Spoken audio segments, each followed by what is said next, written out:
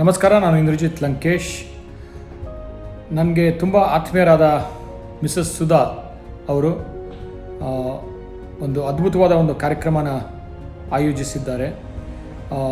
ಒಂದು ಮಹಿಳಾ ದಿನಾಚರಣೆಯ ಒಂದು ಪ್ರಯುಕ್ತ ಅವರು ಹೀರೋ ಅವಾರ್ಡ್ಸ್ ಅಲ್ಲ, ಶಿರೋ ಅವಾರ್ಡ್ಸ್ ಅಂತ ನಮ್ಮ ಒಂದು ಸಮಾಜದಲ್ಲಿ ತುಂಬ ಸಾಧನೆ ಮಾಡಿರೋಂಥ ಮಹಿಳೆಯರಿರ್ಬೋದು, ಸೇವೆ ಮಾಡಿರೋಂಥ ಮಹಿಳೆಯರಿರ್ಬೋದು, ಕಷ್ಟಪಟ್ಟು ಒಂದು ಹೆಸರು ಮಾಡಿರೋಂಥ ಮಹಿಳೆಯರಿರ್ಬೋದು, ಅವ್ರಿಗೆಲ್ಲ ಕರೆಸಿ ಅವ್ರಿಗೆ ಸನ್ಮಾನ ಮಾಡಿ ಅವ್ರಿಗೆ ಗೌರವಿಸಿ ಅವರಿಗೆ ಪ್ರಶಸ್ತಿಯನ್ನು ನೀಡ್ತಾ ಬಂದಿದ್ದಾರೆ ಹಲವಾರು ವರ್ಷಗಳಿಂದ.